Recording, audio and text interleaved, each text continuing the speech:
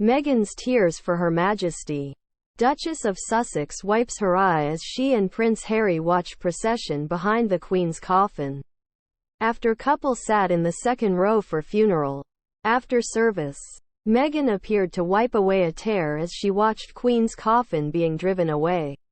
Earlier, the Sussexes sat alongside Princess Beatrice and her husband, Edoardo Mapelli Mozzi. On the front row next to King Charles III and Camilla were senior royals alongside Zara and Mike Tindall. Later, at St. George's Chapel in Windsor, Meghan and Harry directed to their seats by the Princess of Wales.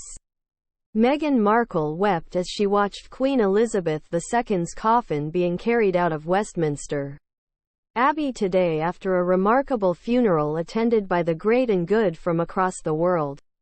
The Duchess of Sussex dabbed her cheek during the emotional moment as she stood beside Camilla, the Queen Consort, Kate, the Duchess of Cambridge, and her children, Prince George and Princess Charlotte. Earlier, Meghan, 41, walked into the Abbey in a somber procession behind the Queen's coffin.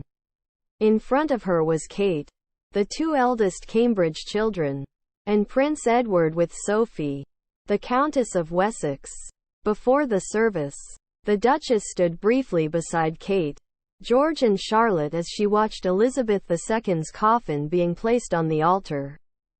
She and Harry then took their seats on the second row alongside Princess Beatrice and her husband, Edoardo Mapelli Mozzi. On the front row alongside Charles and Camilla were the Princess Royal, her husband, Timothy Lawrence, Prince Andrew, Prince Edward and Sophie Wessex, the Prince and Princess of Wales with George and Charlotte, Peter Phillips, and Zara and Mike Tindall.